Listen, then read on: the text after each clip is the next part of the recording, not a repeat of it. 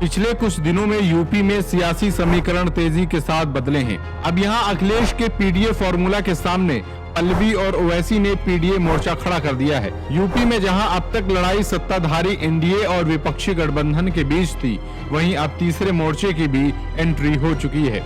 इस मोर्चे का नेतृत्व अपना दल कामेरावादी की नेता पल्लवी पटेल और एआईएमआईएम प्रमुख असुद्दीन ओवैसी कर रहे हैं। ये गठबंधन यूपी की राजनीति में कितना सफल होता है, ये तो चुनाव परिणाम ही बताएंगे।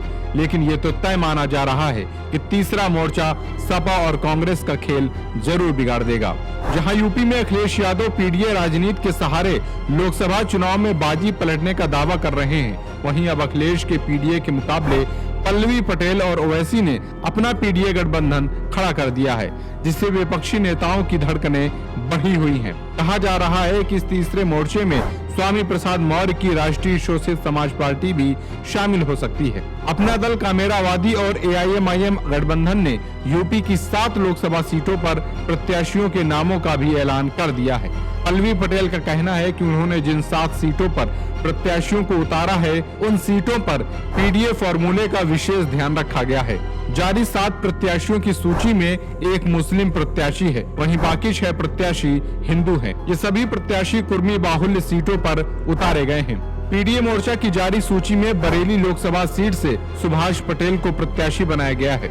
वहीं हाथरस लोकसभा सीट से जयवीर सिंह धनगर, फिरोजाबाद से प्रेमदत्त बघेल, भदोही से प्रेमचंद बिंद, रायबरेली से मुस्लिम प्रत्याशी हाफिज मोहम्मद मोबीन, फतेहपुर सीट से रामकिशन पाल और चंदौली लोकसभा क्षेत्र से जवाहर बिंद को प्रत्याशी बनाया गया है। नाम की घोषणा के बाद इन सभी उम्मीदवारों ने चुनावी मैदान में ताल ठोक दी है, जिससे विपक्षी गठबंधन के उम्मीदवारों का खेल बिगड़ता हुआ दिख रहा है। बता दें, पिछले दिनों स्वामी प्रसाद मौर्य समाजवादी पार्टी से अलग हो गए थे, जिसके बाद उन्होंने अपने एमएलसी और सपा के राष्ट्रीय महासचिव के पद से इस्तीफा दे दिया था। स्वामी प्रसाद मौर्य के अलग होते ही पल्लवी पटेल ने अखिलेश के खिलाफ मोर्चा खोल दिया। राज्यसभा चुनाव के दौरान उन्होंने सपा के प्रत्याशियों का विरोध किया था और कहा था कि अखिलेश यादव सिर्फ पीडीए की बात करते हैं, लेकिन जब बात हिस्सेदारी देने की आती है तो पीछे हट जाते हैं। सूत्रों का कहना है कि पल्लवी पटेल चाहती थी कि उनके पति को सपा राज्यसभा भेजे, लेकिन जब ऐसा नहीं हुआ तो वो अखिलेश से अलग हो गयी। कहा जा रहा है कि उनकी अखिलेश से फोन पर बहस भी हो गई थी। इसी बीच एक प्रेस वार्ता के दौरान सपा प्रमुख अखिलेश यादव ने ये स्पष्ट कर दिया था कि पल्लवी पटेल की अपना दल कामेरावादी पार्टी का सपा के साथ गठबंधन सिर्फ 2022 के विधानसभा चुनाव तक ही था। अब उनके साथ सपा का कोई गठबंधन नहीं है।